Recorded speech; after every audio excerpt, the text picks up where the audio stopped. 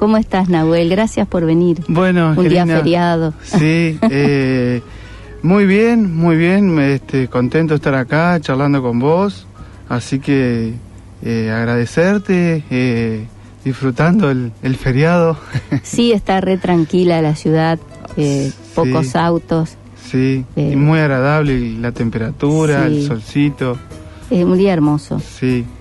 Y bueno, te invitaba también porque salió una nota en Página Política, donde quería que comentes toda esa parte de nuestra historia. Hoy hicimos una introducción con el querido Eduardo Galeano, y bueno, que nos cuentes un poco de qué se trata todo esto que estás investigando.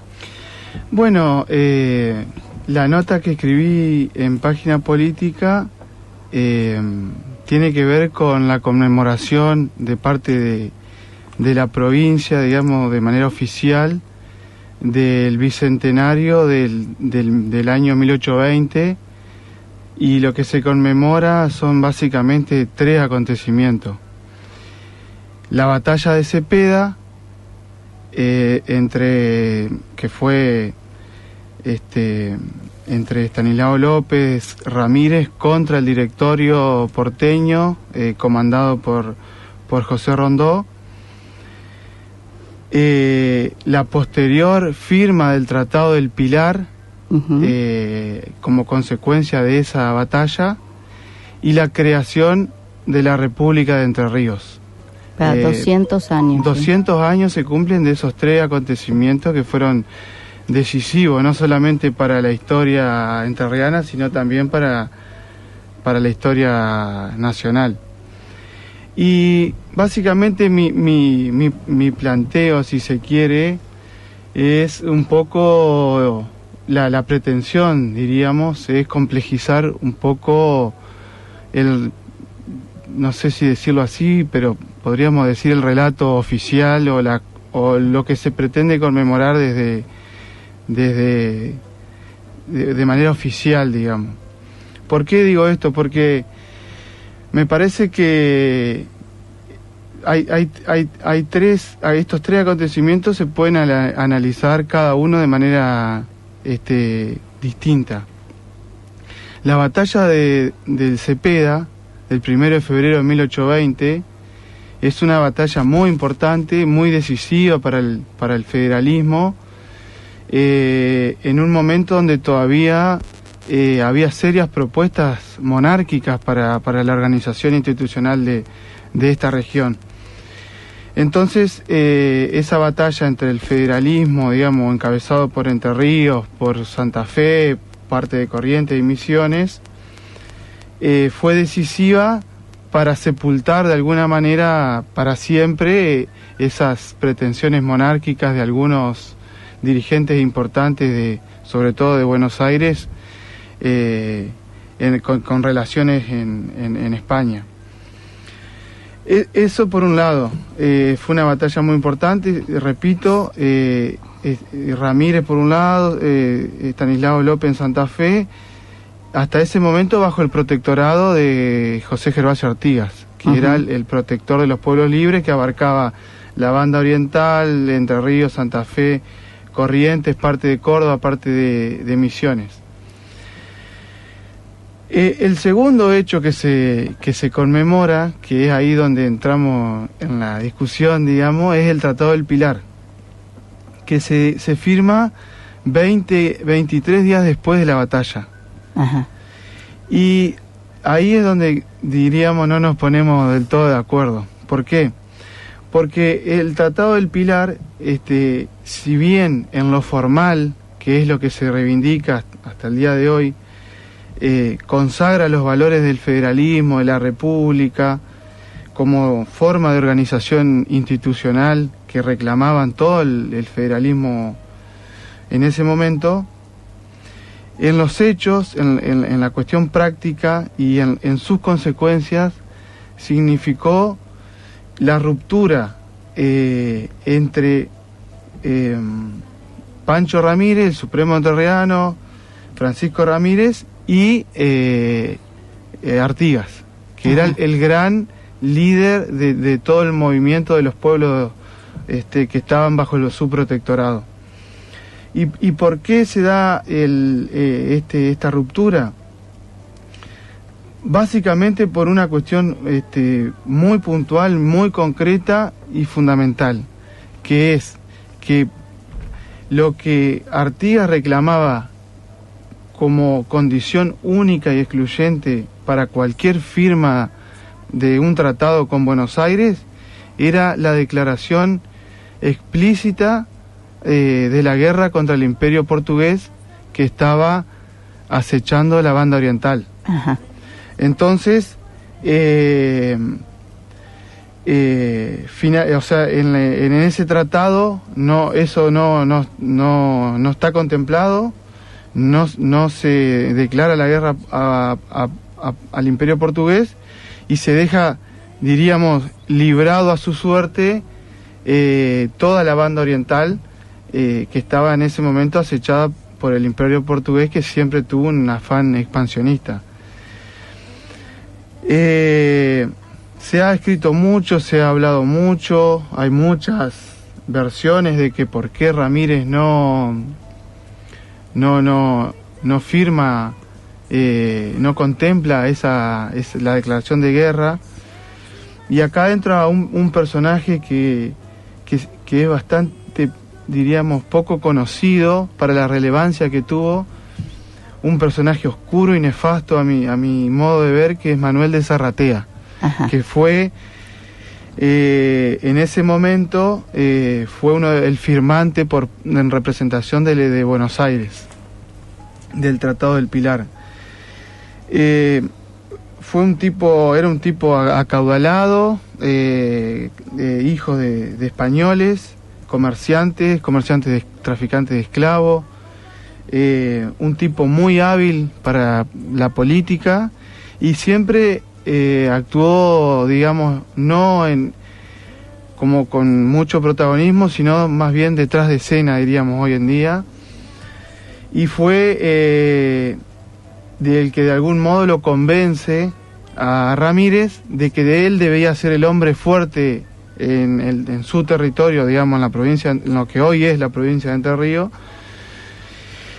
y despegarse de Artigas, digamos, del liderazgo del protectorado de Artigas. De hecho, hay muchas versiones de cláusulas secretas que contiene el Tratado del Pilar, incluso que se firma un tratado paralelo que es secreto, donde Buenos Aires le garantiza a Entre Ríos, a Pancho Ramírez, armas, claro, y pertrechos militares y tropas para combatirlo a Artigas. Entonces, esto que después se comprueba, digamos, con el diario del lunes de la historia, como digo yo, queda comprobado cuando Ramírez lo combate a Artigas, que fue, bueno, primero la primera batalla importante, que también fue poco valorada por la historia, si se quiere. Es el primer enfrentamiento armado entre los dos, entre Artigas y Ramírez, que es en Las Huachas, una localidad muy pequeña que está al lado de Rosario del Tale, de donde yo soy oriundo. Ah, yo no conozco ese lugar. Sí, es una junta de gobierno. ¿Se sigue llamando así? Sí. Hay está el campo, cada tanto se hacen conmemoraciones de esa batalla, y bueno, este año también se cumplen 200 años de esa batalla. O sea que este año es muy importante desde el punto de vista histórico, y me parece, mi intención con todo esto es abrir un poco el debate, generar la discusión sobre un año fundamental que se están cumpliendo 200 años, digamos. Entonces, la batalla de Las Huachas, que tuvo un resultado incierto, según coinciden los distintos historiadores de distintas líneas, digamos, si bien con una pequeña o leve ventaja de Artigas. Entonces ahí Ramírez se retira hacia Paraná, se prepara mejor para el segundo combate que va a ser en el arroyo Las Tunas, que fue la batalla de Las Tunas, donde se vuelven a enfrentar con un claro una clara ventaja de Ramírez. O sea, Ramírez gana la batalla de Las Tunas, pero por una cuestión fundamental, que tiene el auxilio de Lucio Norberto Mansilla, que era un hombre de Buenos Aires, claro, que venía con armamentos y con tropas. O sea, la participación, dicho más claramente, de Buenos Aires en el combate a Artigas está claramente representada en la batalla de Las Tunas, donde el resultado quizá hubiera sido otro si Ramírez no hubiera tenido el auxilio de Buenos Aires. Bueno, después Artigas termina huyendo, digamos, hacia el norte. Hay varias escaramuzas más en Corrientes y termina exiliado en Paraguay hasta su muerte en 1850. Después de que Ramírez queda como el hombre fuerte en Entre Ríos, en septiembre declara la República de Entre Ríos, uh-huh, que comprendía la provincia de lo que hoy es la provincia de Entre Ríos, la provincia de Corrientes y parte de Misiones. Lo que hay que decir es que si bien la denominación es república, no tenía un afán separatista, digamos, claro, sino era el nombre que eligió para ponerle a esa formación que era una estatal. Región. Era una región, exacto.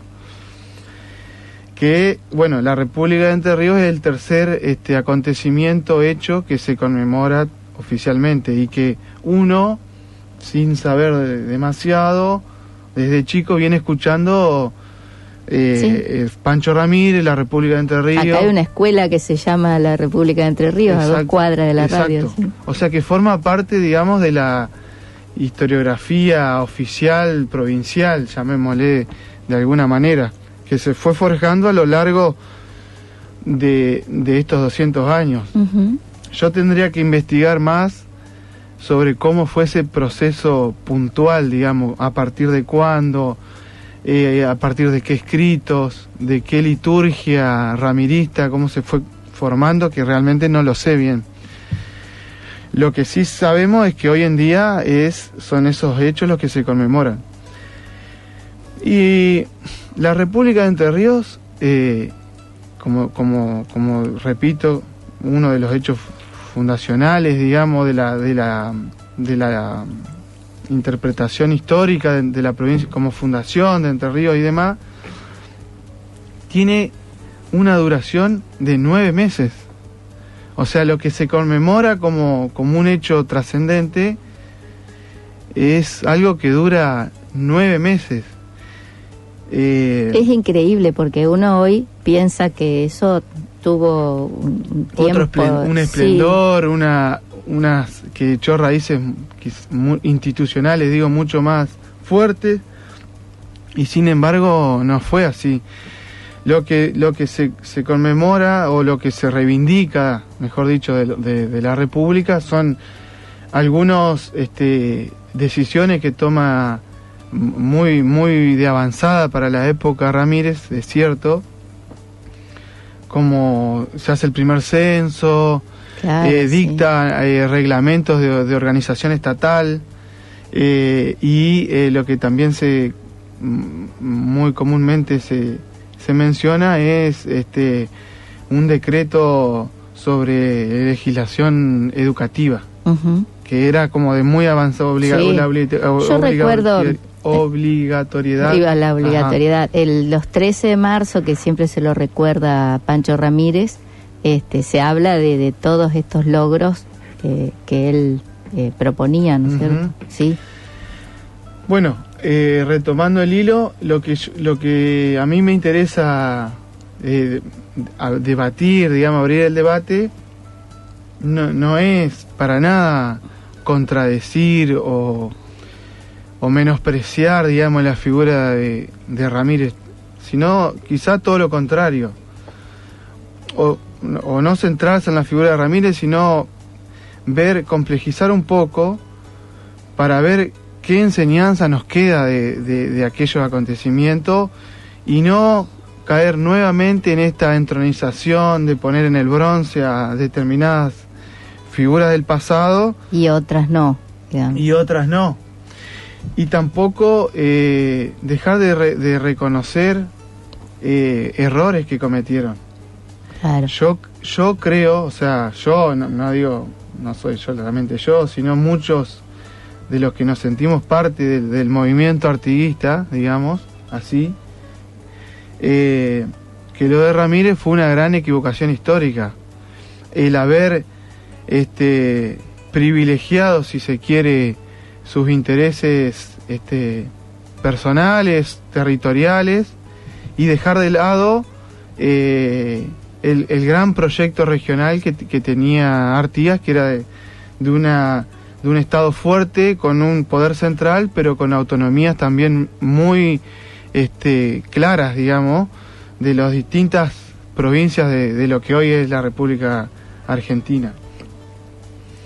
Y lo que me da la razón, si se quiere, es el hecho de que cuando Buenos Aires utiliza a Ramírez para sacárselo de encima a Artigas, y Ramírez se consolida en la provincia, se abroquela en la provincia, solamente dura su poderío 9 meses, porque Buenos Aires lo vuelve a traicionar, lo traiciona a Ramírez con el apoyo en alianza con López, con Estanislao López, que habían sido antiguamente, hacía muy poquito, aliados. Digamos.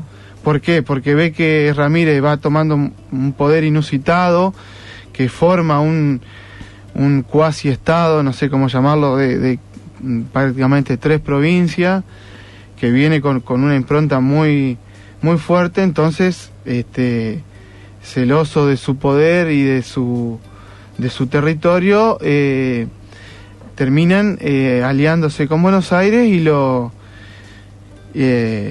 traicionan, digamos, y lo terminan matando en la famosa escena que después queda inmortalizada, de que Ramírez vuelve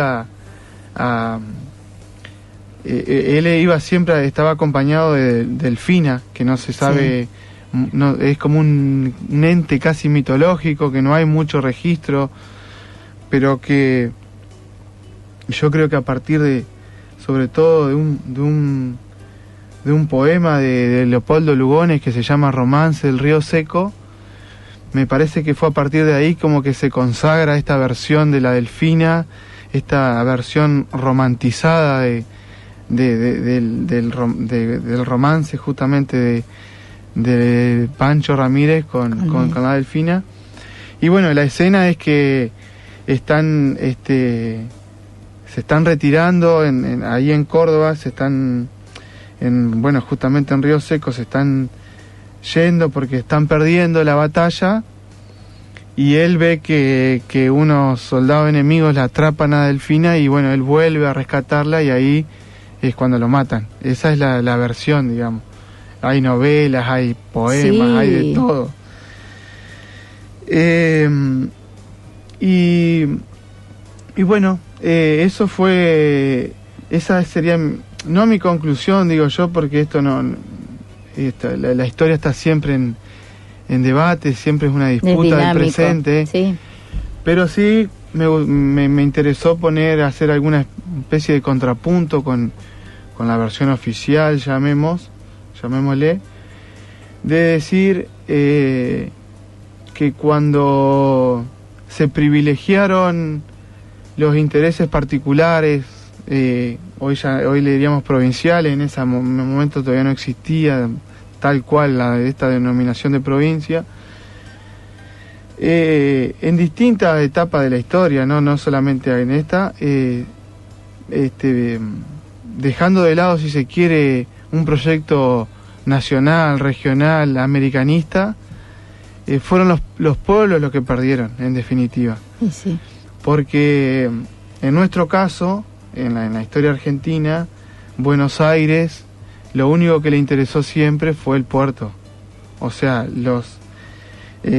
la cuestión económica y financiera que le brindaba el puerto de Buenos Aires, y no olvidándose de todo el territorio, digamos, de lo que eran las provincias unidas del Río de la Plata. Entonces me parece que este año, con todas estas conmemoraciones, con estas indagaciones en nuestra historia, es muy positivo que se discuta, porque... Por supuesto, sí. Porque siempre... Yo no soy historiador, aclaro, pero me interesa sobre todo las lecturas del presente, las lecturas del presente de la historia. Uh-huh. Sabiendo que, por otro lado, que las lecturas del pasado siempre son en un presente. O sea, siempre están atravesadas por intencionalidades políticas, por esa disputa a ver qué interpretamos de nuestra historia y qué no interpretamos, qué dejamos de lado.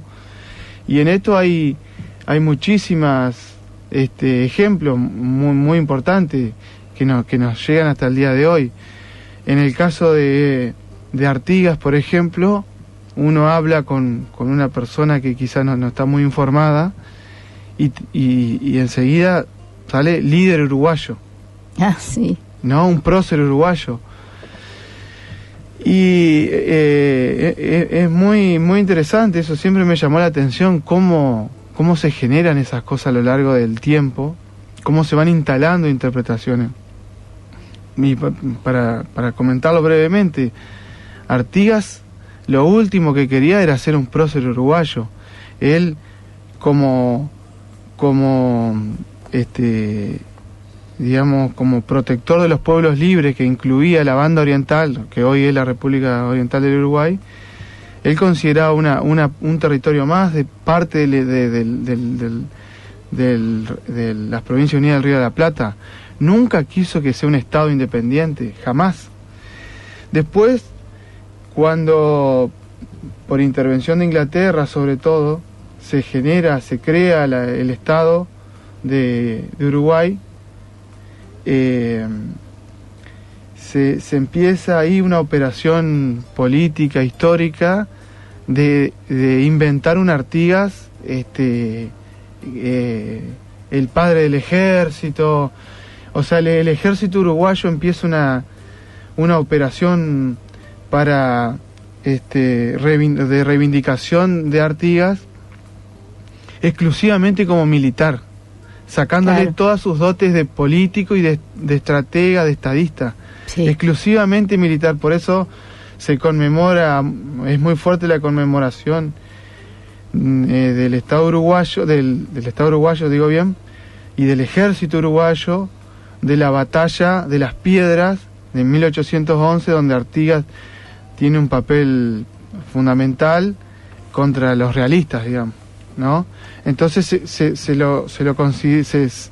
la interpretación, la valoración de Artigas de parte del ejército es de esa batalla como el libertador, que es cierto, pero exclusivamente militar. Claro. Todo lo demás, toda la Liga de los Pueblos Libres,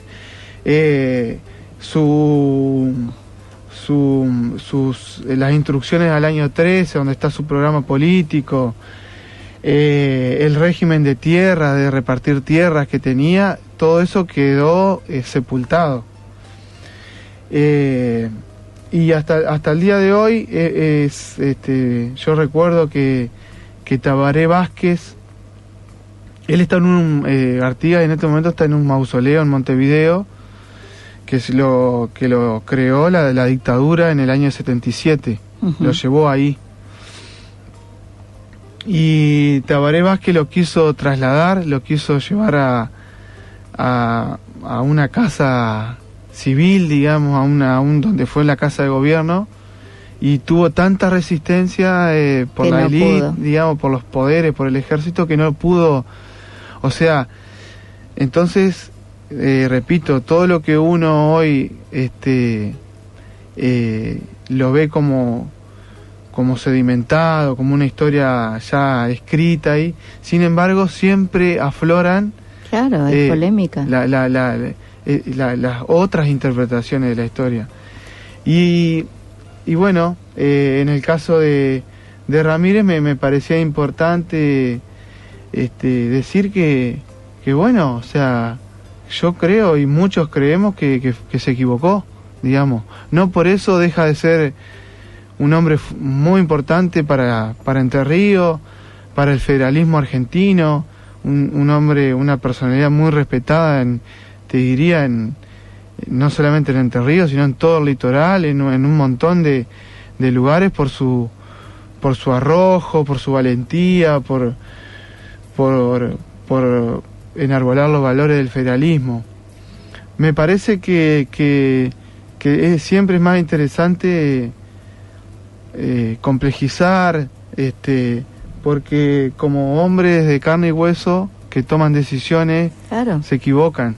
Y insisto, haberse distanciado, haberse separado de Artigas, recibiendo armas del principal enemigo de Artigas, sin duda que fue una equivocación, teniendo en cuenta sobre todo los acontecimientos posteriores, digamos. Así que bueno, esa fue un poco la intención mía de este escrito. Ojalá que sirva para abrir el debate, digamos, claro, sincero, sí, plural, respetuoso. Yo tampoco estoy de acuerdo con las posturas maniqueas, digamos, sí, los buenos y los malos. Los buenos y los malos. Viste que nuestra historia atraviesa desde Mariano Moreno con Saavedra, sí, unitarios y federales, conservadores, radicales, pero bueno, hasta el día de hoy. Así que me parece importante debatir estas cuestiones. Este año se presta, como te digo, porque son conmemoraciones importantes. Así que bueno, ese pretende ser mi aporte. Seguramente seguiremos investigando, estudiando, sí, escribiendo, porque es algo que la verdad que es uno que lo apasiona, uno si no lo haría, no, yo lo hago porque me gusta la historia, digamos. Desde chico me han inculcado el interés por la historia, así que insisto, y sobre todo las interpretaciones del presente, cómo desde el presente se privilegian determinadas interpretaciones y se dejan de lado otras para legitimar las posiciones del presente. Sí, a mí me parece interesante todo lo que hablabas también, de esta forma de ver a los personajes de la historia solamente como militares. Uh-huh. Que esa creo que fue una decisión del golpe del 30 que perduró en los libros de historia y en lo que se enseña a las escuelas de historia. El uniforme y el prócer siempre militar, que la cuestión es cómo se lo separa de sus propósitos y de sus visiones políticas. Uh-huh. Es decir, no es que los militares no tenían un proyecto político. Exacto. Y es importante también ver a San Martín, a Artigas, a los caudillos en general, como sujetos históricos, pero políticos. Si había un proyecto político. García Hamilton decía eso, ¿no? Que San Martín se convierte en padre de la patria con el golpe del 30. Y bueno, él escribe un libro sobre San Martín, en este caso bastante polémico, y su mujer es psicoanalista. Y le decía, bueno, te metiste con el padre de la patria, claro, porque eso se instaló. Y sí, el santo de la espada, y todas esas imágenes, sí, ¿no? Bueno, yo voy a mencionar otro libro que para mí fue revelador, muy interesante, que ojalá que podamos conversar algún día con el autor, el libro se llama Narrar a San Martín, y el autor es Martín Coan, un escritor, sí, de ficción, sí, digamos, pero que utiliza las herramientas de la crítica literaria para analizar los principales libros históricos sobre San Martín. El más importante de todos es el de Mitre. Claro, Está el de Ricardo Rojas, que mencionabas vos, que es el Santo de la Espada. Y realmente es brillante el libro, de Martín Cohen, porque ahí va desmenuzando muy minuciosamente la operación política de Mitre de consagrar a San Martín como padre de la patria, como un exclusivamente militar. Claro, sí. Y celebrando incluso o elogiando que el hecho de no ser un político, como que eso estaba bueno en San Martín, ¿no? Claro, despolitizarlo totalmente. Claramente en función de un proyecto de país que lo escribe, que se consagra en Argentina en la década del 80, de 1880, donde se necesitaba símbolos, se necesitaba un ejército, donde se necesitaba un territorio. Entonces la figura de San Martín, y también hay que recordar, yo lo digo en la nota, hasta que Mitre no escribe ese libro, y pasan algunos años, San Martín no era el indiscutible, digamos, porque recordemos que Rivadavia, cuando era presidente, lo llamó para combatir a los revoltosos montoneros, caudillos, y San Martín se rehusó. O sea, te quiero decir, fue Mitre y la interpretación mitrista de la historia el que consagra a San Martín como héroe militar, que lo era, por supuesto, ¿no? Sí. Pero lo despoja de lo político. De lo político, claro. Exactamente. Entonces, esas cosas son interesantes. Y así debe suceder, uno conoce lo de Entre Ríos, pero debe suceder en Córdoba, en Santa Fe con Estanislao López, en Corrientes, en todas las provincias. Esa interpretación interesada, digamos, de la historia. Así que bueno, yo creo que hay un interés grande, digamos, en cada vez mayor en Entre Ríos. Hay muchas obras de teatro que he tenido oportunidad de, cuando me entero, de ir a ver. Y el año pasado Ramírez, el musical, que lo presentamos acá también en el programa antes del estreno. Y bueno, todo esto está grabado, así que pueden ir al canal de YouTube, porque a veces me comentan, no escuché el programa. Bueno, todo eso está grabado, hay listas de reproducción. Porque, bueno, yo pensaba, tampoco soy historiadora, pero me ha gustado mucho leer a Osvaldo Bayer, a David Viñas, Horacio González, que es una forma de acceder a la historia, no desde, que también es importante, ¿no? Pero los grandes documentalistas de la historia, que quieren describir los hechos históricos, pero también está este conflicto de interpretaciones, porque ¿qué queremos del presente?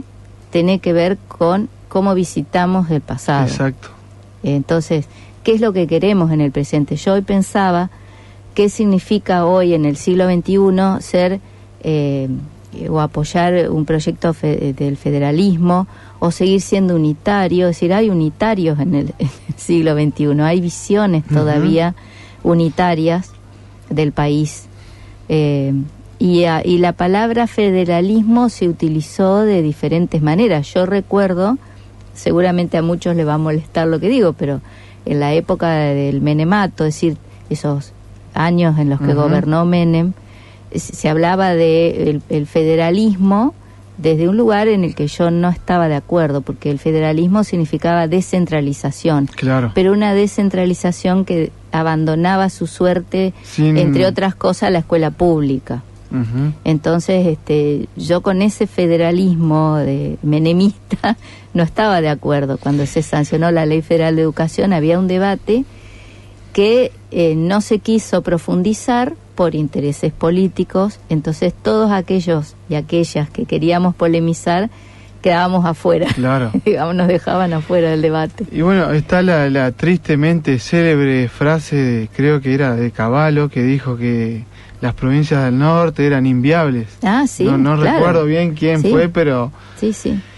Y con respecto a me das pie para decir, cuando Menem dice, con respecto a la interpretación histórica, dice: yo quiero un país de Sarmiento y del Facundo, dice. Sí. Como de unidad nacional, una cuestión así, pero a la vez como muy aplanadora, digamos, de cualquier debate, de cualquier idea de profundizar un poco, sino decir, bueno, yo quiero estar bien con todo, digamos, ¿no? Sí. Esto tampoco me parece que sirve demasiado. Decir, Sí. no, hay que reivindicar a fulano, a mengano y a sultano. Pero cada uno de ellos tenía proyectos distintos, o sea, esta idea de quedar bien, digamos, con todo tampoco suma mucho, digamos. Bueno, esto que decís me da pie también para comentar que en la década de los 90 lo que predominaba era lo políticamente correcto. Entonces era políticamente correcto decir determinadas cuestiones, invitar a determinados historiadores o educadores a los programas de televisión sobre todo. Y bueno, en realidad hay que ser políticamente incorrecto en el buen sentido del debate, de la polémica, de decir, bueno, no estamos de acuerdo en estas visiones de la historia, pero podemos dialogar y disentir y ser políticamente incorrectos en un momento donde pasó a ser un poco mala palabra hablar de la patria grande, hablar de la Unión Latinoamericana, sobre todo porque, bueno, hay gobiernos en la región que son gobiernos conservadores, que son gobiernos que reivindican lo militar, como decíamos recién, pero lo reivindican desde un lugar, bueno, Bolsonaro, por ejemplo, en Brasil, o lo que ocurre en Uruguay, porque Uruguay no ha tenido esa actitud que sí tuvimos en Argentina de reparar ese pasado de la dictadura en Uruguay, ¿no? Es decir, bueno, eso ni hablar Chile. Bueno, Chile no, Chile le hacen homenaje a Pinochet. Claro. Es peor todavía. ¿Cómo esta olla de presión de más de 30 años, ¿no? Del esquema político que dejó el pinochetismo intacto, 30 años después explota de una manera que nadie lo preveía. Era el ejemplo de un neoliberalismo, llamemos, de los que hicieron pie allá a los Chicago Boys, de toda esa escuela, y sin embargo ningún analista, ninguno de todas las líneas pudo prever lo que está viviendo hoy Chile, que la gente se cansó, como que hubo una gota que rebalsó el vaso de 30, 40 años de... A mí lo que me llama la atención de Chile, que los medios de comunicación no están contando nada, y siguen los conflictos en Chile. Sí. Siguen las violaciones a los derechos humanos. Ahora había una protesta muy fuerte porque está el Festival de Viña del Mar, y uno se entera por otros canales del extranjero, porque acá no se está diciendo nada, y es muy grave la situación en Chile, incluso porque han improvisado un marco legal para castigar a aquellos que protestaban en las calles, los tienen identificados, y hay muchísimas violaciones a los derechos humanos que no se dicen, y siguen estando en Chile estas protestas muy fuertes. Incluso han derribado en algunas plazas monumentos de personajes indeseables de su historia, digamos, como acá derribemos las estatuas de Roca. No recuerdo ahora el nombre allá en Chile de los monumentos que han derribado, pero no se dice nada a los medios, no sé por qué. Están silenciados acá. Sí. Porque yo veo, por ejemplo, en Deutsche Welle, en TV Sank, en televisión española, lo están pasando a eso. Las protestas que están dándose hoy en Chile. Y acá no decimos nada en Argentina. Y bueno, dan cuenta del rol de los medios de comunicación hegemónicos que cumplen y para quién trabajan, digamos, para qué intereses o qué intereses defienden. El caso también podemos mencionar de Bolivia, el golpe evidente, claro, contra el gobierno de Evo Morales,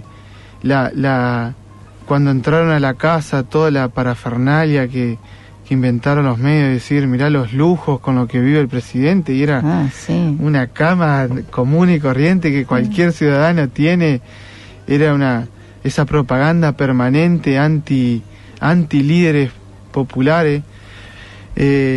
Por eso, volviendo, con todo este escenario regional, latinoamericano, tan complejo que estábamos viviendo, para nosotros, para mí, para muchos otros compañeros, es fundamental reivindicar en este caso a Artigas, digamos, que fue una personalidad cautivante, según cuentan todos los historiadores, que la gente en los pueblos se sumaban sin ninguna promesa de nada, simplemente a su sola voz, la gente se sumaba. Está el éxodo que hace desde la banda oriental, escapando de los realistas. Realmente es una historia muy rica y que ojalá que todo el aporte sirva para generar el debate. Bueno, Nahuel, gracias por venir hoy. Esto lo vamos a grabar, espero que no tengamos problemas para grabarlo. Y llegó Flavio Cortés, que él tiene su columna de arte, así que te invito a escucharlo. Y nos queda poco tiempo, pero hoy creo que no hay programa de fútbol, nos podemos extender un chiquitito más.